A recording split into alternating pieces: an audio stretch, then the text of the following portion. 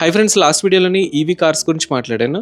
So ఈ వీడియోలోని EV cars లేదా ఈవీ బైక్స్కి పవర్ సప్లై ఎక్కడి నుంచి వస్తుంది, సో ఒకవేళ ఫ్యూచర్లోని కన్జంప్షన్ పెరిగితే అంటే ఎక్కువ సేల్స్ అయ్యి ఎక్కువ వెహికల్స్ 2 వీలర్ కానీ 4 వీలర్ కానీ ఎలక్ట్రిక్ వెహికల్స్ ఎక్కువ కనుక సేల్ అయితే వాటికి ఎలక్ట్రిసిటీ అనేది ఎక్కడి నుంచి జనరేట్ అవుతుంది. సో ప్రెజెంట్ కనుక చూసుకున్నట్లయితే మీకు టైర్ 1 సిటీస్లోని చాలా వరకు మేజర్ డిపెండెన్సీ ఫాజిల్ ఫ్యూల్ మీద ఉంది, అంటే కోల్ మీద.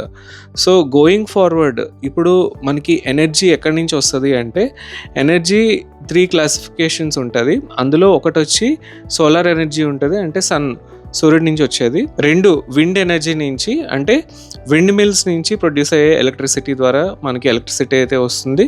3 వచ్చేసి హైడ్రో ఎలక్ట్రిసిటీ అంటే డ్యామ్స్ నుంచి వాటర్ స్టోర్ చేసి వాటర్ వదలడం వల్ల వచ్చే ఎలక్ట్రిసిటీ ఏదైతే ఉందో అది 3rd type of electricity. So ఈ 3 ఫార్మ్స్ నుంచి మనకి మేజర్ ఎలక్ట్రిసిటీ జనరేట్ చేయాలనేది గవర్నమెంట్ ప్లాన్.